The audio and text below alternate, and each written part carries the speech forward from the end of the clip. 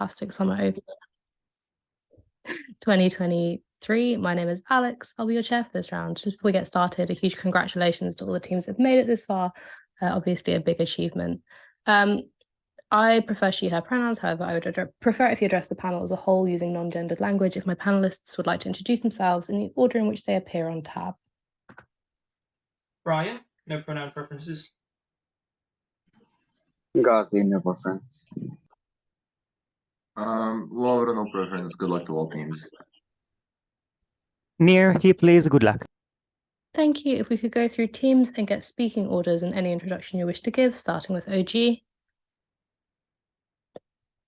Elena speaking first, she, her. Olivia speaking second, she, her. Thank you, OO. My name is Will. I'll be speaking first. I use he, him pronouns. Justin, he, him, speaking second. Thank you, CG.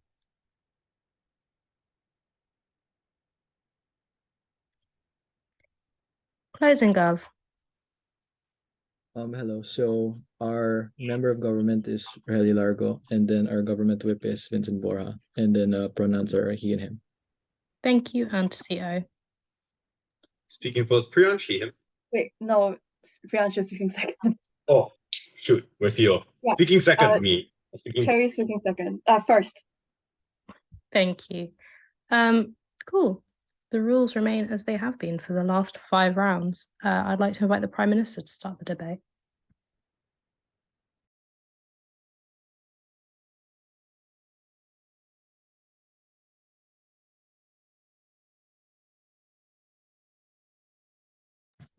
I'm just going to get my timer.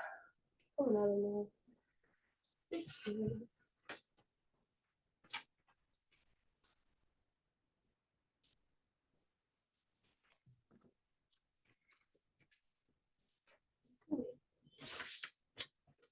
Okay. You can see the chat. Okay, yeah, I'll take POIs in the chat, please. Okay, starting my speech in 3, 2, 1. Panel, even if we have the slightest risk of allowing parents to challenge the school's autonomy in the smallest way, this is a risk that is too big to take. So, what do we think this debate is really about? We think there are 2 parts to this motion. Firstly, about parents not being able to contact the teachers, and secondly, about influencing the education policy. In the first instance, we think that this looks like stopping parents from contacting the teachers when either, say for example, the child gets a bad mark on the test and the parents wants to call them up and like dispute this and say, oh, beg them for a higher mark. Or they could be asking the teachers to move their child up to a higher set, or say complaining that the teacher is giving the child too much homework. In the second instance, about influencing education policy, we think this looks like parents calling up the school and asking the teachers to not teach about things such as sex ed and PSHE. We've seen this a lot in America with the parents stopping schools from teaching about things to do with LGBTQ+. Okay, so why are these the most likely issues to arise under this motion? Firstly, because we think parents care about these things the most, right?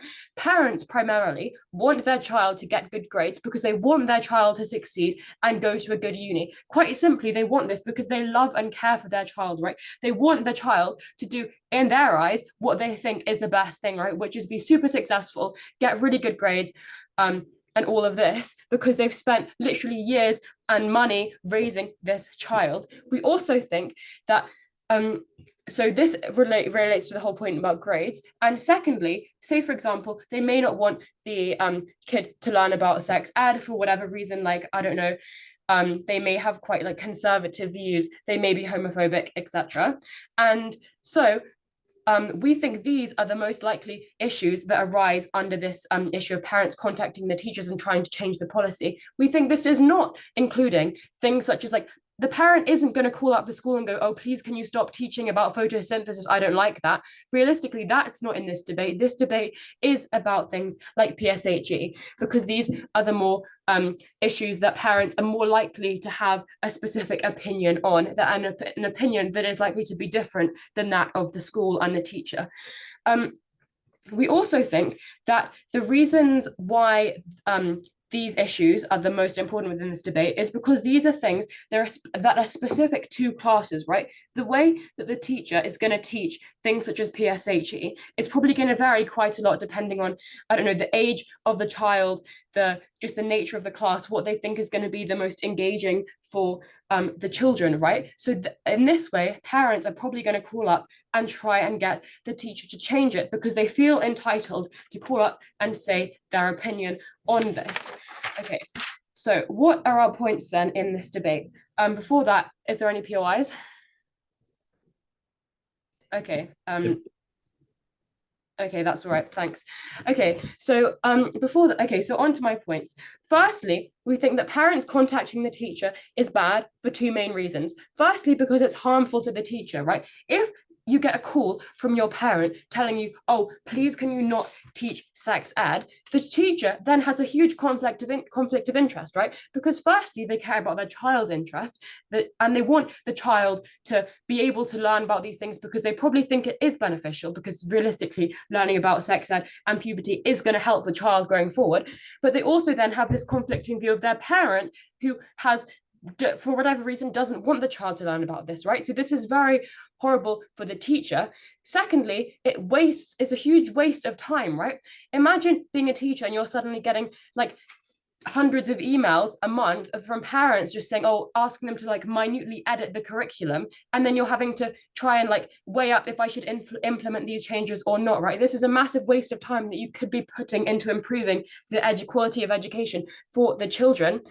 And overall, this is just going to lead to way more stress for the teacher. Secondly, we think it's very harmful for the students, for parents to be contacting their teachers. Why? Firstly, because it's going behind the back of the child, right? It's going to be superseding what the child wants, because most of the time, a lot of the time, what the wants of the child are and the wants of the parent do not quite line up, right? We think that because this motion talks about high school, right? The child is like age 13 to 18, they probably have enough mental capacity and like logic to be able to contact the teacher on their own on these issues, right? So the parent contacting it is probably likely going to be, even if it's broadly similar to what the child wants, it's probably not the exact same way as if the child just had the conversation with the teacher themselves.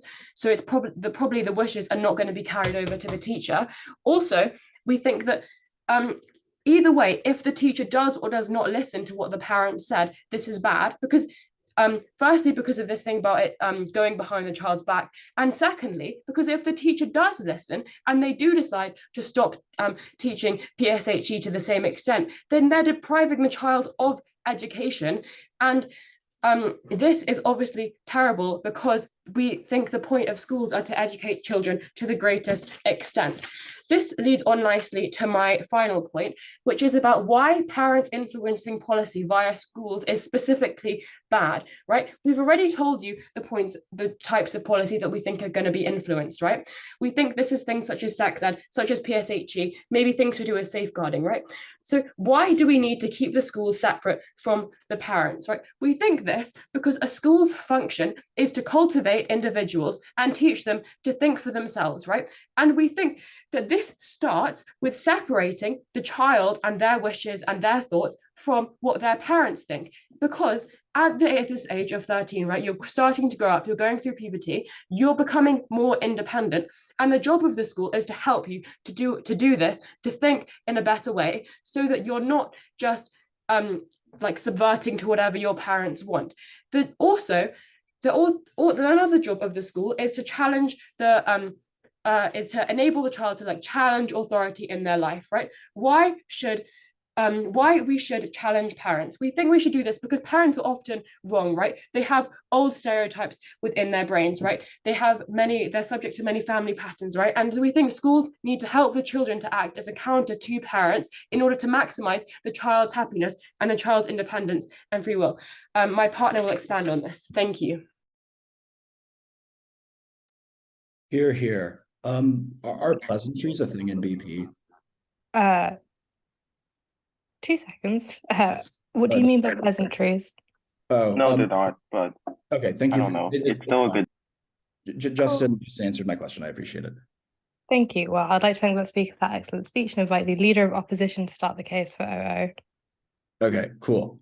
My name is Will. I use he, him pronouns. I will take verbal POIs. I will not check the chat. So if anyone wants to POI me, I will appreciate it. Just interrupt me. Is anyone not ready? Cool.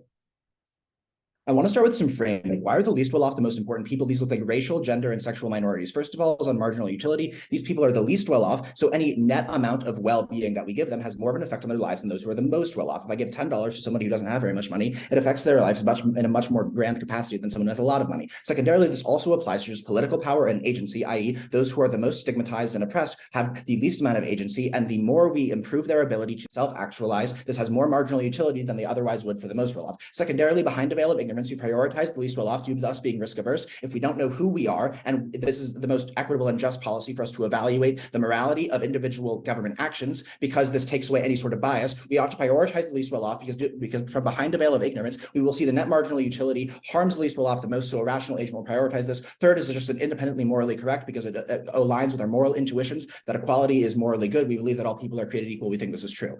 Okay, listen. What is the biggest fear of middle-class centrist parents? The most significant voting bloc in most countries. I'm just going to concede that they love their children. Crucially, however, most middle-class people are pretty conservative because A, they're older, they have well-paying jobs, and B, they just like the status quo because it's what they live in. Crucially, these people love their children. I just think both sides agree with this. I think parents love their children. This is fine. Cool.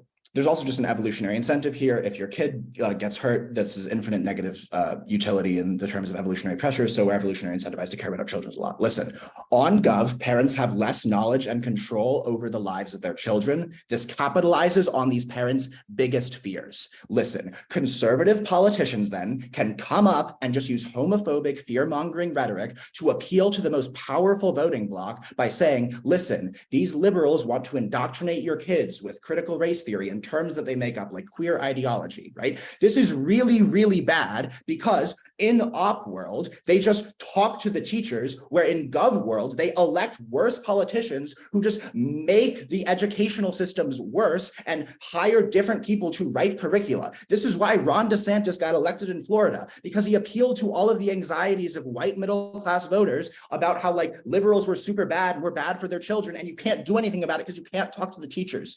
This is really, really important because this is upstream of all of the educational quality, i.e. politicians just control what happens in schools because they control where the funding goes. Listen, what's the counterfactual? Parents just go to the teachers. Yes, the teachers may have more stress, but I'll mitigate that more later. But listen, conservative politicians have comparatively less of an incentive to appeal to this because parents have less of an information block and can just talk to the teachers. Given that parents really love and are anxious about their kids, most other rhetorical devices are likely to just be less effective.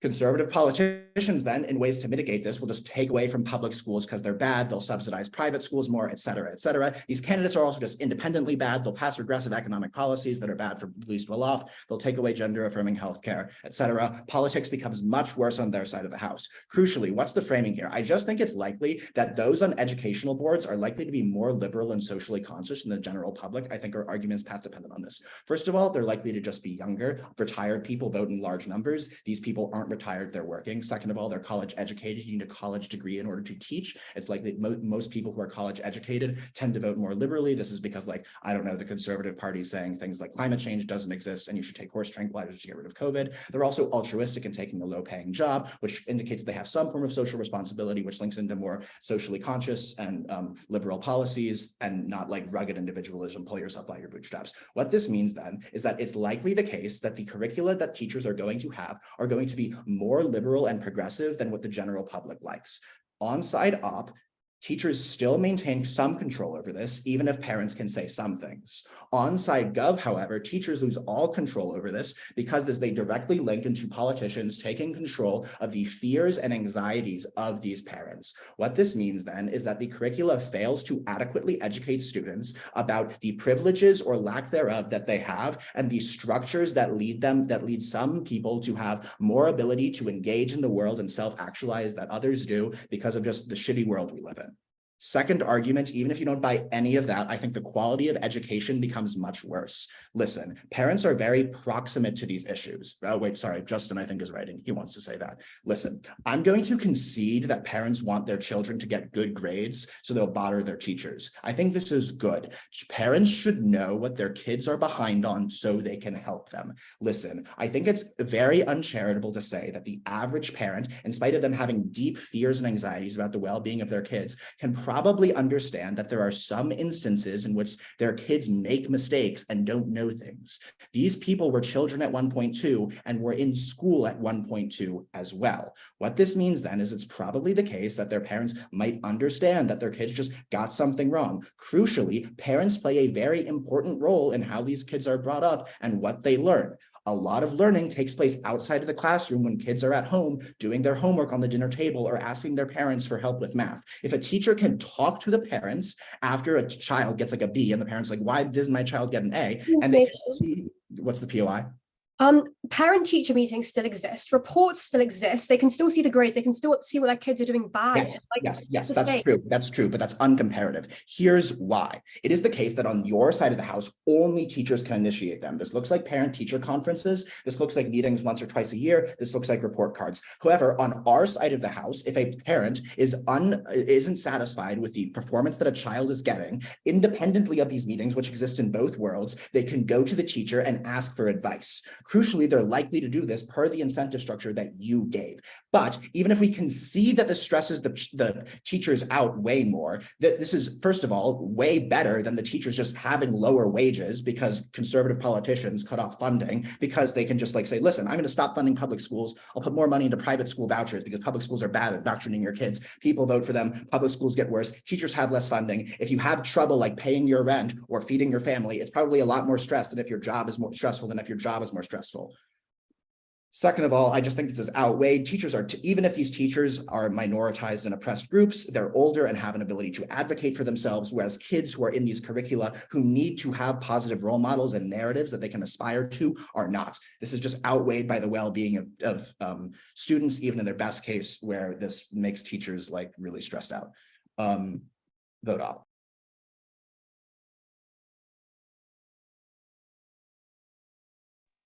I'd like to thank that speaker for that speech and just remind all speakers that you should not be using tech to communicate with your partner during their speech and invite the Deputy Prime Minister to continue the case for OG.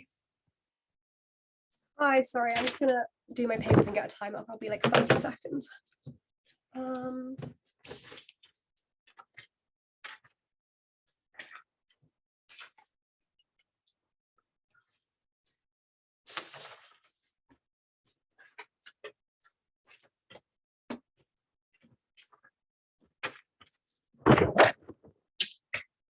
Okay.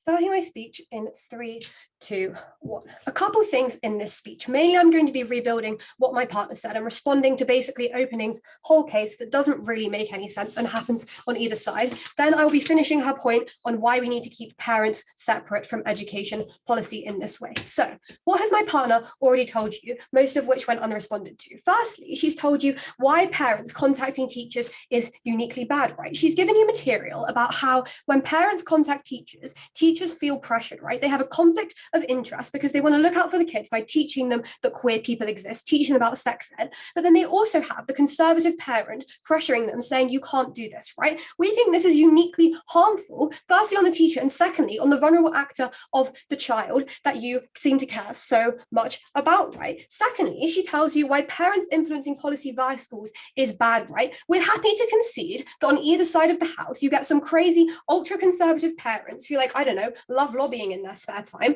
go to lobby the government, right? We're fine with that. We agree. We think some crazy parents are always going to lobby the government and be really upset with their schools, right? We think this happens on either side of the house. We think that on our side, when the parent doesn't listen, maybe the crazy parents will go and do this, right? When they can't contact the school, the parent will go and do this, right? But we think this equally happens on your side when they contact the parent and contact the teacher, and the teacher says, no, I don't care what you think. In fact, we think it actually gets far worse on your side, flipping your impacts, because when the parent contacts contacts the teacher and the teacher says, well, it's on the national curriculum, I can't change it, the parent now feels like the teacher is attacking them, going against their orders. They've now been aggravated by the teacher. That something's now been instigated, and they now feel like they have to like fight the teacher, meaning they're probably going to put even more money. They're probably going to lobby even even more hard, meaning on your side, not only the teachers just like they're less able to teach because they're all stressed and they're worried about their conflict of interest, but you also get this major policy change that we don't think is very likely on either side. But like if it does happen, it probably happens on both sides, right? So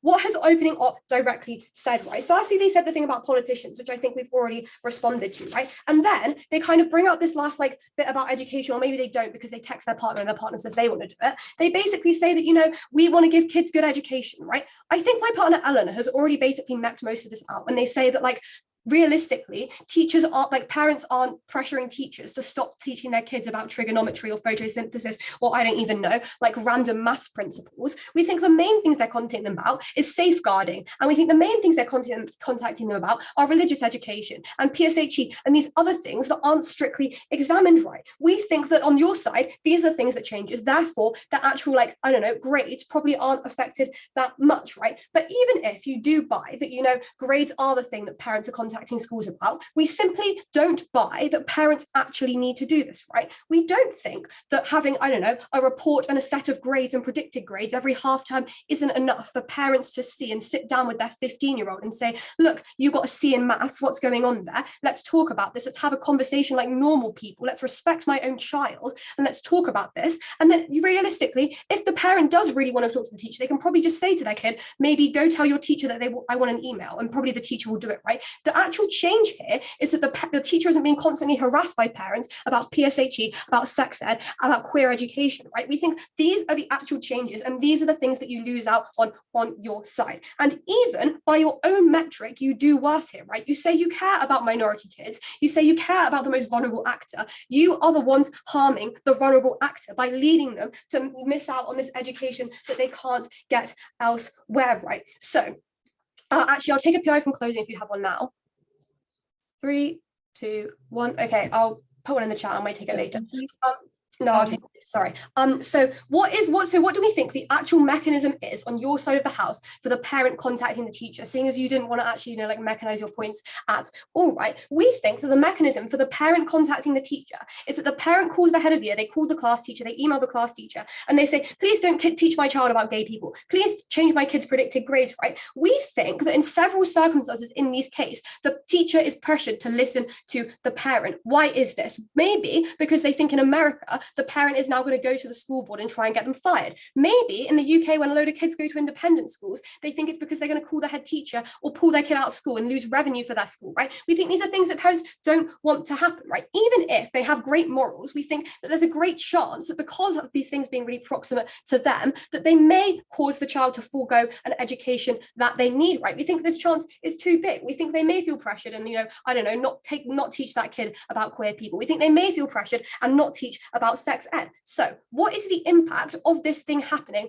on the child, right? We think this impact is absolutely detrimental because they miss out on important education that they can't get elsewhere, right? This leads on to the substantive that my partner gave you about how schools are uniquely positioned to teach the children certain things that they wouldn't learn otherwise, right? If a child is growing up in a conservative household, they can't learn about these things that allow them to think for themselves. They can't learn to challenge authority figures in their life. They can't learn that maybe they are gay. They can't learn about how to have safe sex because their parents don't tell them any of this. And on your side of the house, the parent tells the teacher they also can't tell the child any of this, and everything falls apart. The child forgoes important education that they can't get elsewhere, and ultimately the quality of life of the most vulnerable actor, the child, get worse. Yeah, I'll take that POI from closing. Do you think the autonomy of children and parents should be more than the autonomy of schools? Well, I really got what you're saying there. I don't think schools severely inhibit the autonomy of a child. If anything, they facilitate it.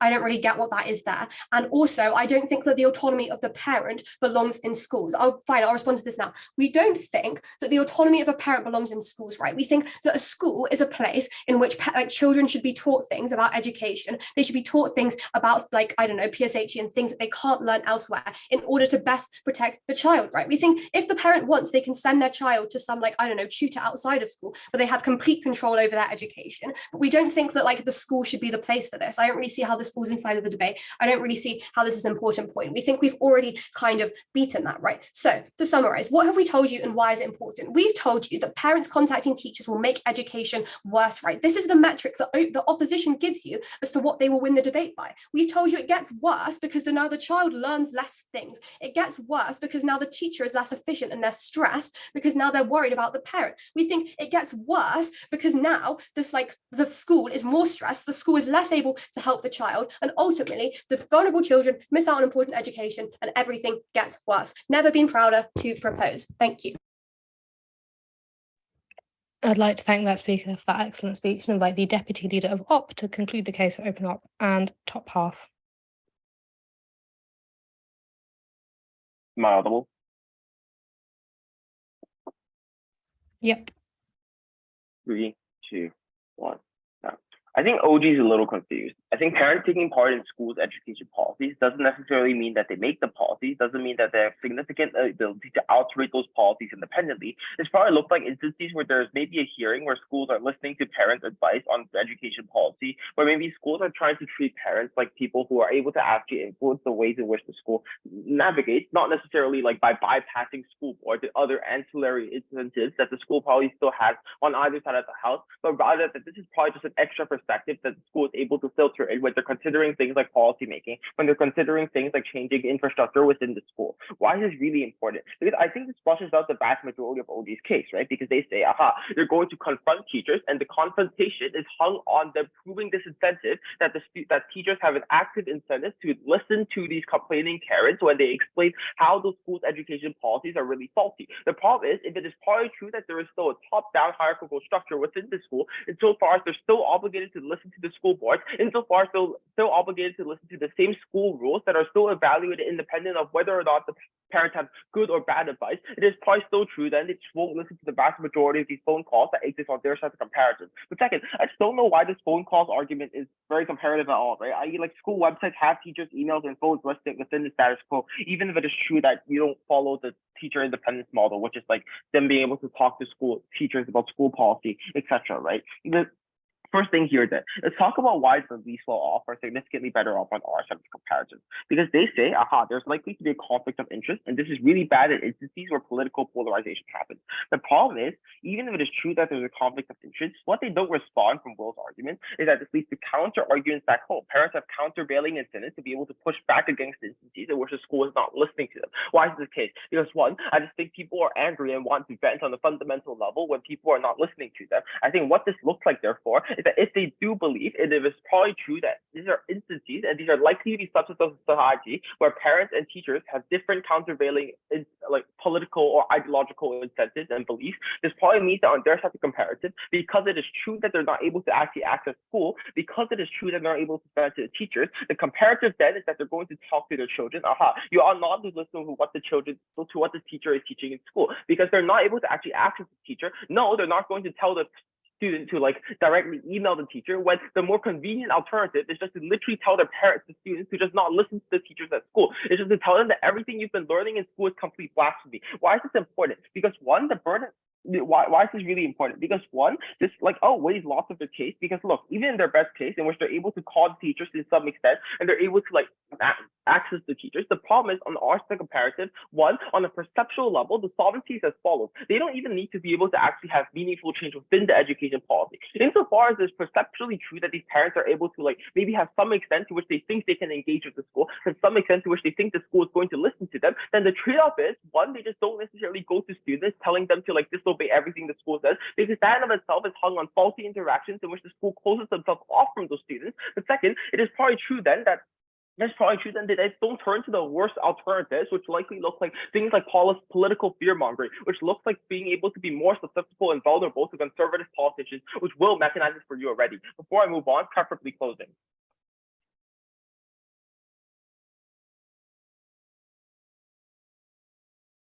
Opening. We've provided you with several structural reasons as to how teachers may be influenced. You need to defend the fact that they may be influenced, they may change the policy, and how this could be harmful to the child. You're not engaging with our best case. Sure. Why are parent-teachers conferences insufficient? I think there's two structural reasons for this, and I wanted to get this onto my speech anyways. One, schools in which wealth disparities exist are more likely to prioritize well-off students because they donate to the stronger school alumni system because those students are larger propensity to actually help them. What does this look like? This looks like harder course material as opposed to things like providing financial support.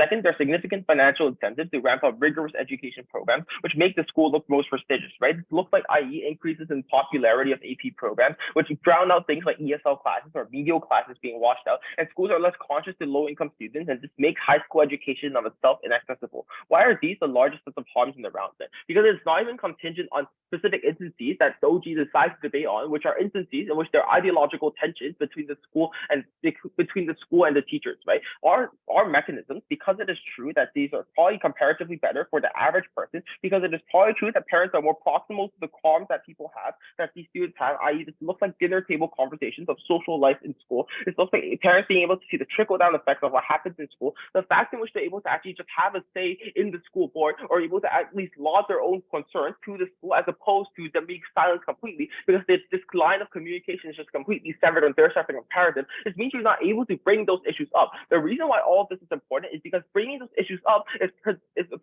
a prerequisite to the school being able to act on this. Maybe this is true that you're able to access this to some level on like parent-teacher conferences. But the problem is, insofar as there are structural reasons not to listen to low-income students on their side of the comparative, even if it's true that you're able to bring this up in parent-teacher conferences, the only path of solvency then is parents having an actual say in what school policies actually look like, right? It's them having maybe some extent of share or some extent of like discussion when they're doing things like appealing to school board, when they're doing things like discussing funding towards certain allocations of programs, which exist uniquely on our side of the comparative. And this is operates on a higher level on their side of the comparative, because I think Gov only chooses to operate on a very narrow comparative where ideological tensions are wrong. But even if that is the comparative that we want to operate within, I think we're still ahead in the round because of the reasons that we told you already. But secondly, I think the reason why this is really important is because look, let's give them the best case. Let's say that parents are really, really mad and parents are going to call these teachers and bombard them in the classroom. Why is this downstream of what our impacts? Because what we told you is what the comparative actually looks like, which is this leads to counter arguments at home. This leads to parents trying to teach these students independently, and this is worse off because there's no censoring at all. If it is probably true that these school boards are likely to be relatively liberal, and second, if there's likely to be an ideological gap between these two particular actors, what school policy actually looks like is probably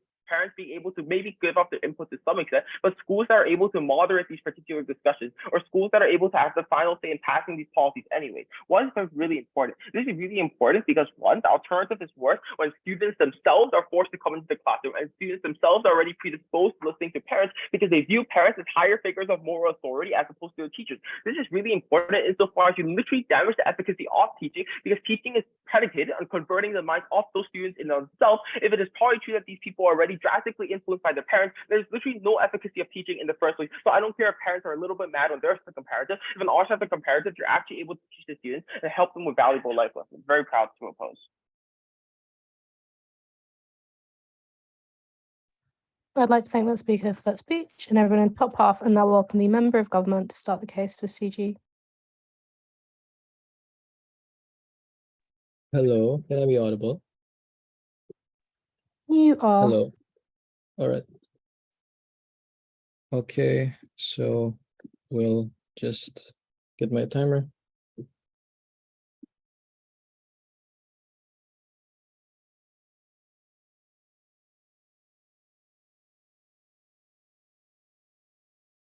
Apologies. Okay, starting my speech in 3, 2, 1.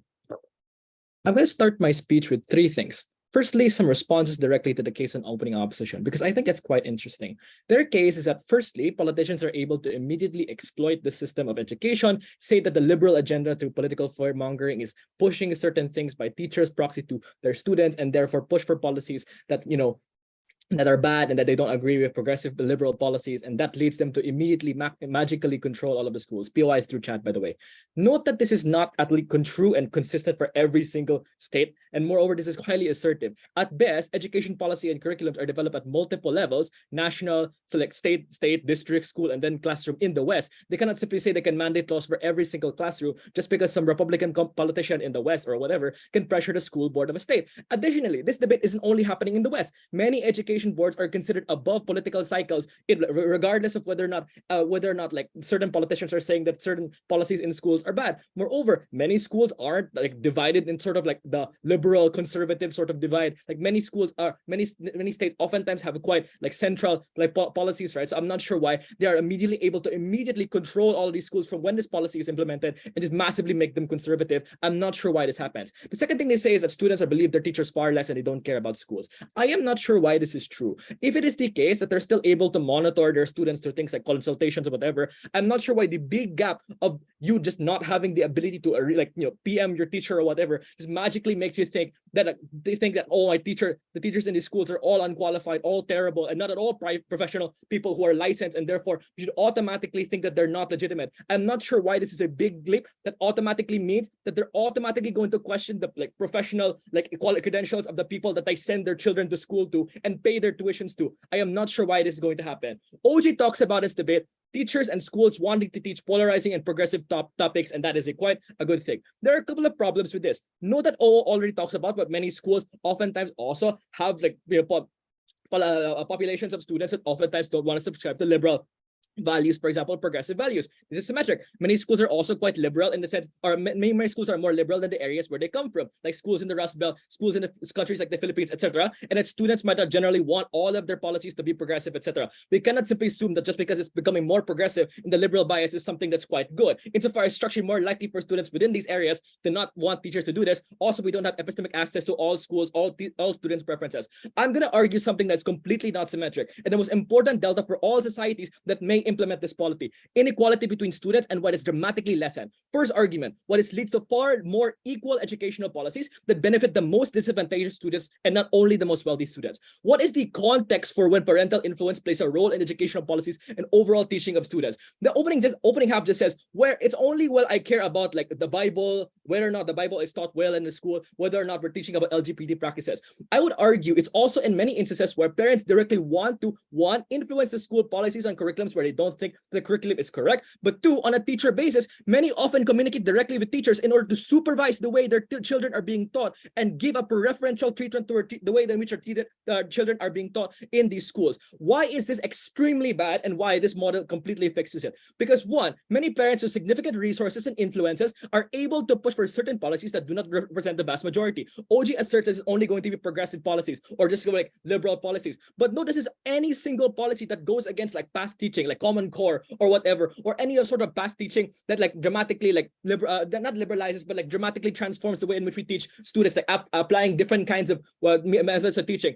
For example, schools absent the model are more likely to be more open to richer and more well-connected parents dictating what the curriculum will look like and what topics can or cannot be looked like. We are not assuming that they're automatically going to be conservative, but they're most likely not going to be comfortable with the change in this policy because one, they oftentimes come from generational wealth in the past, in which the material circumstances came from different educational policies. They prefer those educational policies. Two, they don't have the same kinds of like the connection with like day-to-day experiences and interactions of people, and oftentimes they don't want these changes. But moreover, a unique delta here, the parents are able to have disposable time to monitor their children, can force teachers and administrators to give certain children, especially from wealthy parents, preferential treatment. Teachers are oftentimes quite afraid to give disciplinary policies against parents that are wealthy. Often it's because they're one, very highly involved in their education because they afford to be highly involved in their education, but two, they fear their connections of that parent going against them when they say that their children are not performing well. The comparative is middle-class families don't have the luxury of being involved in their child's education and monitor their education all the time. They work 9 to 5 jobs. They oftentimes don't and think that their role is to constantly be involved. They trust the school system more versus these individuals. What's the unique impacts of having this model in the first place? One, teachers and schools don't give more resources and time to facilitate the education of only wealthy students, which significantly levels the playing field of opportunities. There is no structural incentive under this model to never care for the poor students at the point which you only fear the repercussions of not caring about the wealthy students, to never give bad disciplinary reports or failing grades. This is important. If OG is opening's gonna talk about like long-term effects, this is worse for rich families who are like dumb, like not not giving effort like students or children, at the point which they cannot reconsolidate their intergenerational wealth and influence if they are just dumb or don't give effort in school. This is better for non-wealthier students at the point which the treatment from teachers is quite equal. Second, teachers and schools aren't dictated in the educational policies that they have, which means that they can adjust it based on the preferences of the students and modern trends. This isn't an impact that we assume we're going to shovel progressive policies. Instead, it's in policies that reflect the views, one, the demographics of the students within the school, and two, evolutions in educational policy. We can choose to adopt modern educational policy without teachers constantly spamming us emails that we're doing something wrong. I'll take a POI from O. Right. How is the problem of wealth disparity any better when schools are independently modeling their own policies, which presumably also are likely to prioritize students who are both best able to donate and input the curriculum and become like wealthy alumni, etc.? You can't assert that because we cannot simply say that just because they're able to donate, then that's the only people. On both sides, people will still donate. These families will still want to donate if they can exert some level of influence. It's the double layer of influence of constantly having that constant stream of this teacher to constantly force them, and they fear the connections of that person going against you when you give bad disciplinary reports against like these wealthy students and don't preference them over like richer students. This is quite important as an impact. Second argument briefly, what is leads to far more investment and monitoring of education on a national scale. It's inclusive of everyone. Absent this policy, parents can no longer assume that the schools can just be fixed or educational policies can be fixed if they're bad by constantly directly talking with the school board and only influencing their local school. Why isn't it far better on the our side? Now parents have an incentive to invest on a national level and monitor the way in which the education is being implemented on a national level at the point which they can no longer min-max the education of their child in their local school. It's quite important because if you want these people who have resources to invest, they have the incentive to do so, but they do not think they're only given their child's preferential treatment. For those reasons, very proud to propose. I'd like to thank the speaker for that speech and invite the member of opposition to start the case with CO.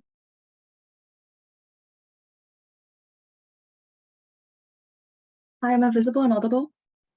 You are. Okay. I'll start my speech in 3, 2, 1.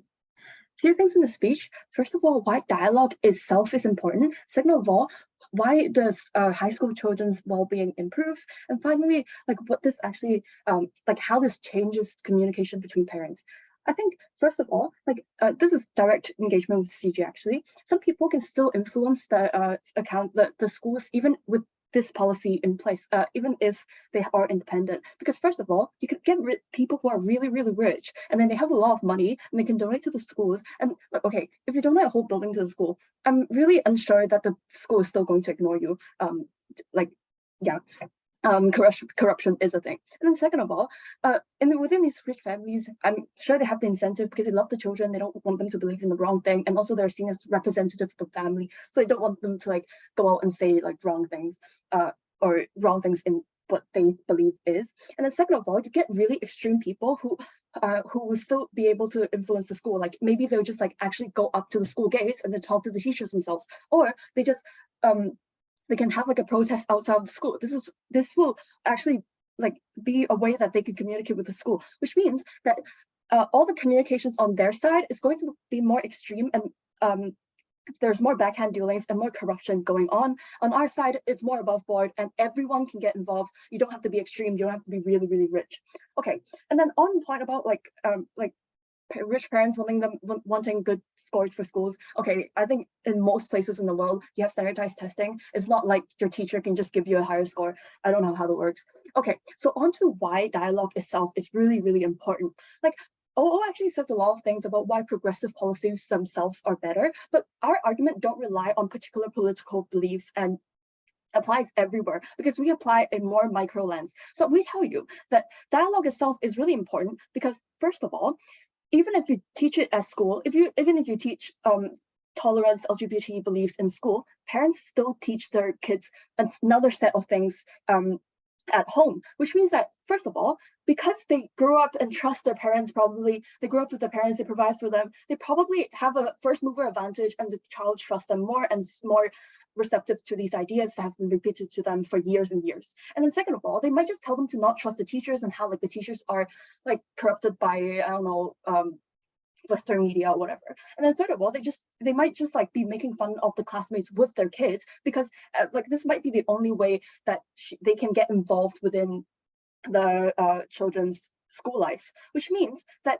in our side, having dialogue is actually better because then the teachers will be aware of these and they can pay extra attention to these the kids in these families, and they can like give them more justification of why these are the decisions they have. And also when the parent actually talks to the teachers will also like know what the parents feel like and probably what the ideas that the parents have given to the children are. And in the case that actually like the teacher can't convince the children, they can have a three-way conversation. This is where it actually develops thinking and independent thinking, because you have different perspectives, and so like the child themselves can like think for themselves. And then second of all, like onto high school kids, if they can't get their parents' beliefs to be reflected in what they teach and they don't believe in what they are being taught, they probably just don't really learn about it. And then third of all, it's also response to how teacher feels pressure in OG, right? Because when you teach these stuff, you are aware that a lot of people are homophobic. You're aware that a lot of people are anti-abortion or something. You still know that what you're saying is controversial, which means that you're more likely to self-censor in this stage because you don't get feedback from the parents. You don't know what you say is going to lead to you being complained and fired, and therefore like you're probably going to self-censor.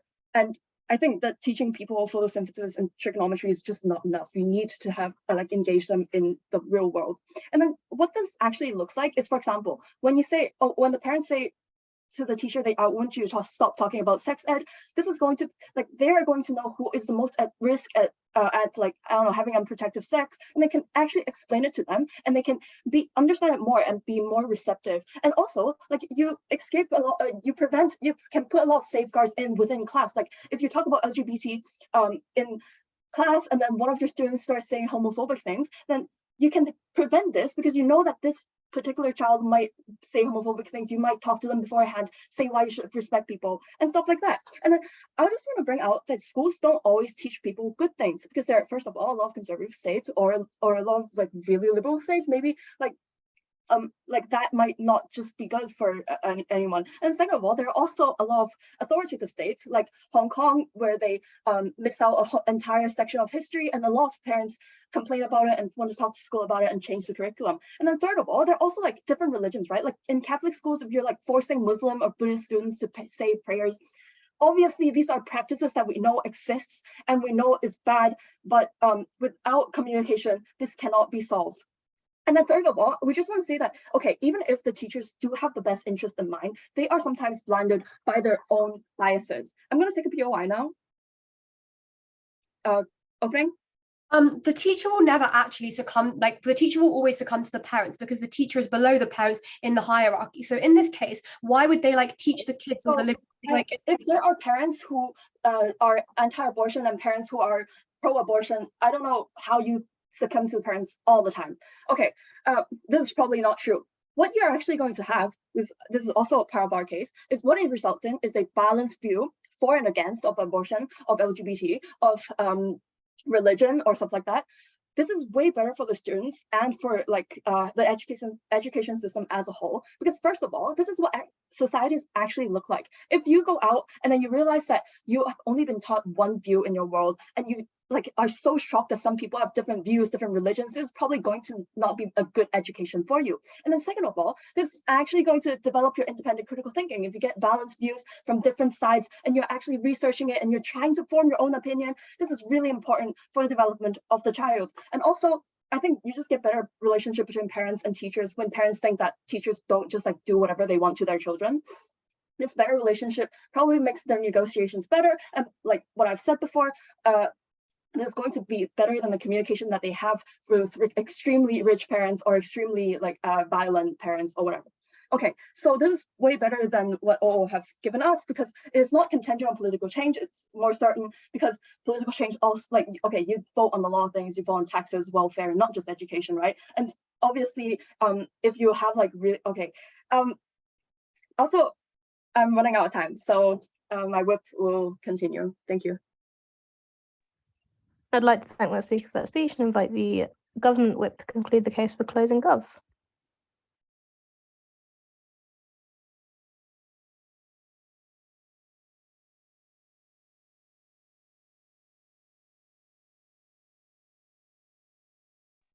Hello, am I audible, just to confirm?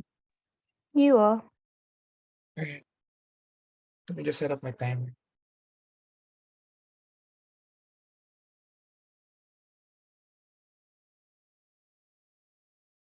Alright.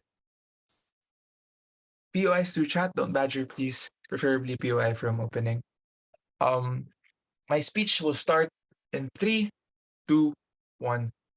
Panel, the problem with opening half is that OG assumes that all schools and parents are liberal and want to teach the liberal agenda to their kids, while OO asserts the direct opposite, that parents are all conservatives at the behest of ultra-conservative politicians like Ron DeSantis. This assumes epistemic access to schools and parents and children who we don't really know what ideologically aligns with at the end of the day. We think that the problem with this is that the debate becomes incredibly narrow. My member told you several structurally independent reasons why this motion is worth supporting, independent of the ideological debate opening gave you in this round. We'll give you a fresh start and a fresh look on the debate. What did my member tell you in this debate? My member was able to mechanize why this exacerbates economic disparities, which by the way exists in all societies, and why poorer students and minorities are put at an incredible disadvantage insofar as less wealthy and less connected parents are not positioned to give the same input for their children, but also more wealthy parents have more time and more say in like being able to sway policy, right? But also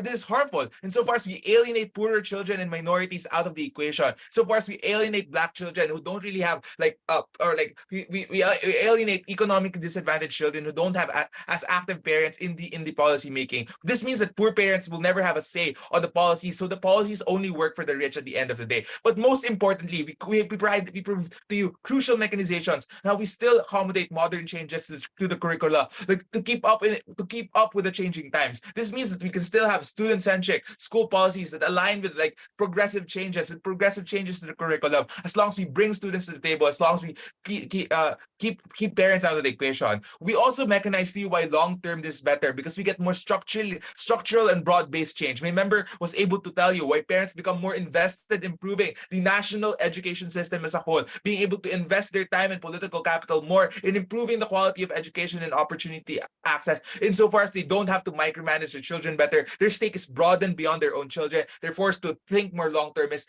think more broadly about the situation. Let's take down the other themes in this debate. Firstly, on OG, like how do we delineate? They say that it gets worse because children learn about less things. Note that this assumes that de facto progressive teaching and policies is preferred for all schools. This is highly narrow and operates only in Western countries where social liberalism and conservatism are always against each other. Note how the scale of our argument in extensions is far larger in scale and should have been the intuitive arguments for opening. Schools are more able to be malleable to changing demographics and preferences of students on our side, versus on the comparative of having an old but never changing curriculum. Also, schools are more able to adopt innovations in the educational policy, like teaching more modern innovations like sex education. Additionally, our extension is far larger in scale. At best, on OG, it's only students that want these progressive shifts in educational policy. This is an impact that largely assumes that the debate takes place mostly in Western liberal democracies, which has less of an impact. Again, under our side is the majority of students that are structurally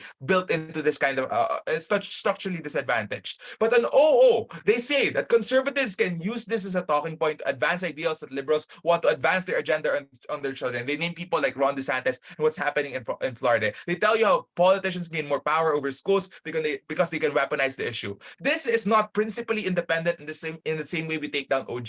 This relies on the framing that the debate only happens in the ideological debates of the West. OO makes convenient assumptions that parents are conservatives and prone to conservative talking points. This is not true because this does not apply, again, to the vast majority of societies in the rest of the world where this debate also takes place. What if the schools are not necessarily conservative? What if the parents themselves are like homogeneously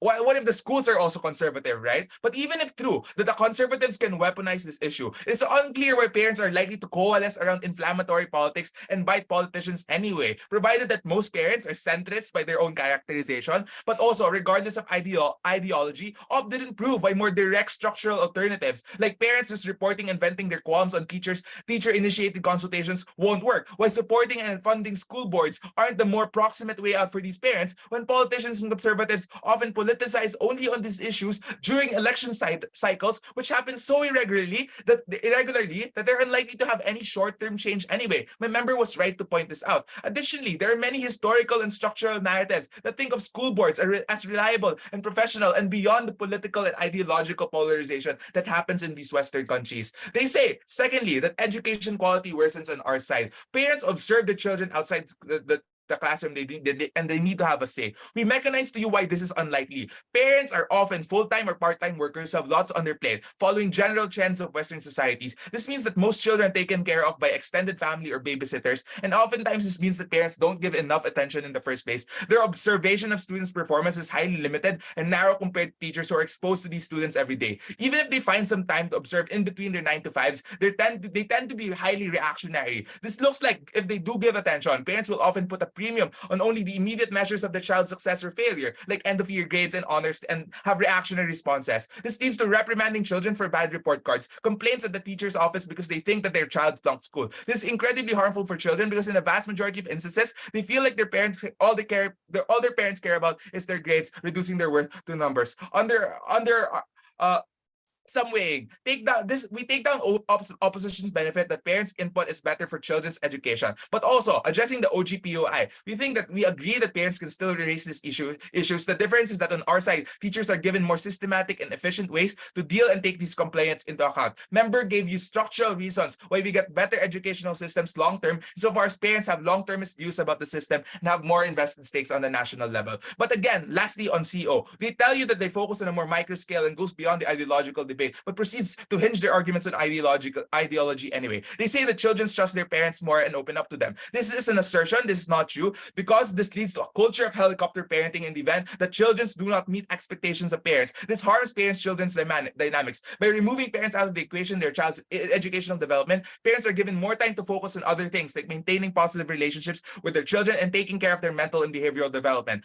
Again, even if this is true, right? This is unclear why teachers don't consider this anyway on our side already. So far as they initiate regular consultations with parents, get feedback from parents, but also teachers have a wealth of knowledge about didactic theory already. It's unclear why teachers don't already consider the plethora of parental views when they understand more the nature of their job. Then they probably consider these kinds of best learning strategies, techniques that parents will never know about or can't input at the end of the day. We also told you how it's better for us on progressive education, where parents don't have to micromanage their children. We had 2 unique extensions that was not responded to. One, we addressed the fundamental inequality in schools, where parents with most influence, wealth, resources, connections can significantly tailor the entire school policies. And 2, we improve national educational systems when parents cannot min-max their own children's education. We take over liberal OG, conservative OO, and the balanced centrist views of CO. There we go. Thank you. I'd like to thank that speaker for that speech and just remind speakers that to time themselves and that we will stop writing at 7:15 and invite the opposition whip to conclude the case for closing up and the debate as a whole. All right. Am I visible and audible? You are. Great. Before I begin, several administrative points. I would like to note that it is my partner's birthday. And that she, on her birthday, decided to come debate with me on extremely short notice because my other partner dropped out for other reasons. After our Iron spoke round 1, she came in. Everyone, please wish her a happy birthday. Okay, and other than that, I will be taking POIs in chat. And yeah, let's close this debate. I'll be beginning my speech in 3, 2, 1. Okay, let's get this started with metrics, right? So OG is the only one that really gave us a solid metric. And the metric that they said was that we want the better result for the child. They want the child to have the best possible education. But what do we mean by the best possible education?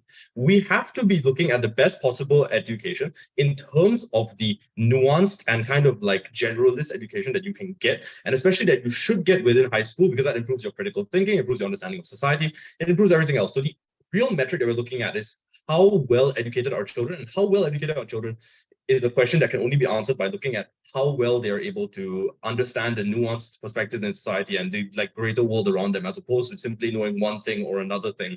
Because it's seldom true that issues are completely black and white, right? It's seldom a thing where it's like, oh, abortion is good or abortion is bad. It's always like, how are you going to do it, and what is the kind of ruling and the way that we regulate and whatever else is important.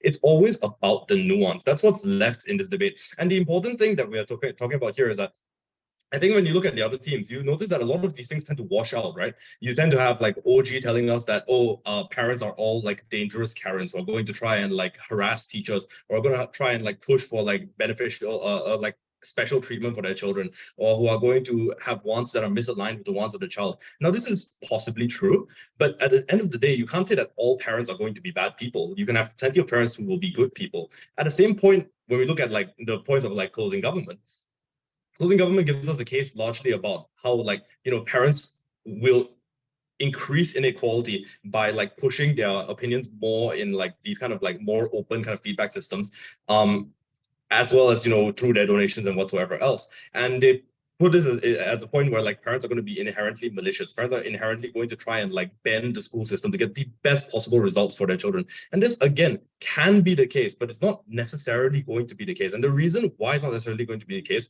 is what Cherry told you. And what Cherry told you is essential. It's dialogue. What dialogue does is not necessarily change what is taught. It changes how things are approached by both teachers and parents, and also gives an example for children. Dialogue, in that sense, is the most important contribution in this debate. Before I go on to that, let's talk about our opening half. Our opening half gave us a very particular specific case. I think CG does a very good job explaining what's the problem with it. Really, that not everyone is in Florida and not everyone has Ron DeSantis, in that you can't always assume that like, okay, it's going to be the case that, in this school, they're teaching a liberal thing that's going to be fear-mongered. And because it's fear-mongered, a conservative politician will be elected who will take away everything. I think that that's not necessarily the case in all countries. I think Singapore is a largely extremely conservative society. In Singapore, we don't get fear-mongering about like sex education in schools. That doesn't happen. And the reason why is because it's a very particular political issue, talking about a very particular political environment.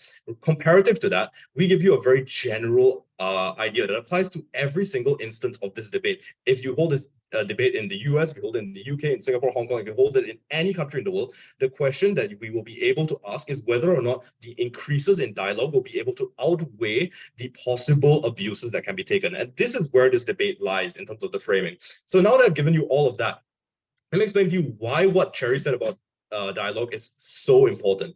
It's so important because when you talk about dialogue, right, you're talking about improving the kind of mismatch between parental beliefs and teachers' beliefs. If you have parents who are more able to access teachers, if a teacher tells a child something, the child goes back and tells their parent that thing, and the parents don't agree with that thing that the child has been told. If the parents are more able to access the teacher, more able to access their school, more able to access the planners of the curriculum, they're more able to ask questions, they're more able to say like, why are you teaching this thing that's different from what I'm teaching? At that stage, right, the teachers are able to explain back to the parent like what this is all about. The parents are able to give feedback on whether or not this is accurate. If the parent is a particular expert in a particular thing and the wrong thing is being taught in schools, the parent can help that. If the parent is saying the wrong thing, the teachers can help them change their mindset. It is a two-way street. There is a dialogue, a close relationship that is created by giving greater access to parents. And the other thing that happens is that when we're talking about access given to parents, we're not just talking about parents being able to communicate with teachers. We're also talking about parents being able to communicate with the school board and with the schools and the school board and the management and everything else. That also means that they're going to be more personally invested, because how does dialogue make you feel?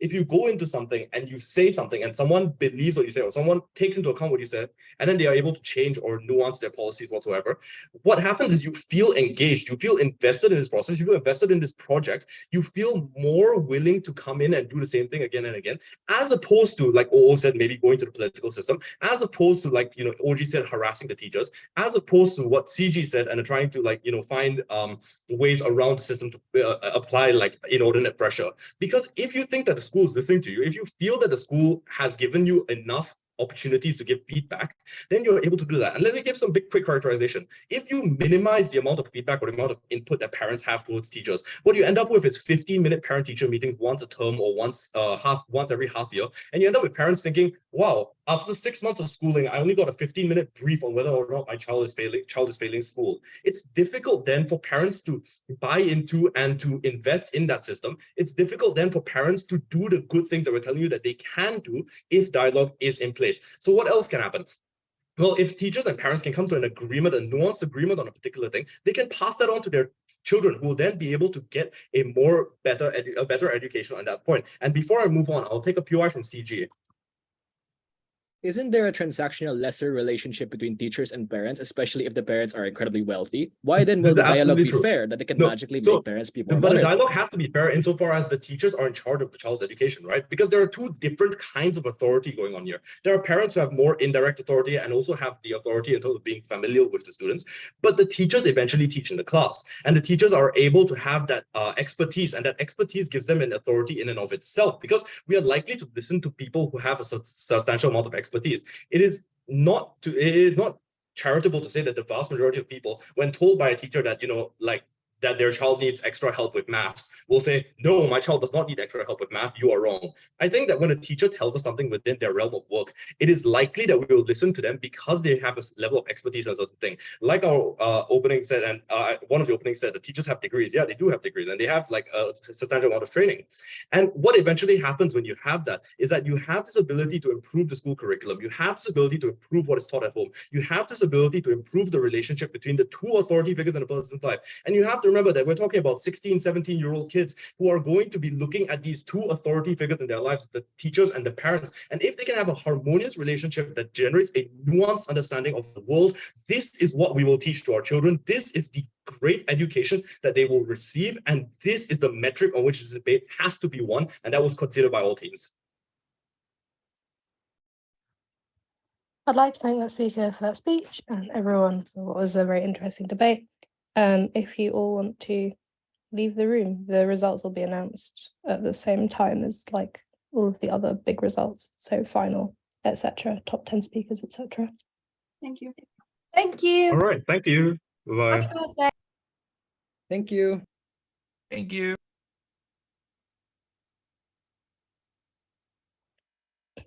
Cool. If everyone wants to look over the notes for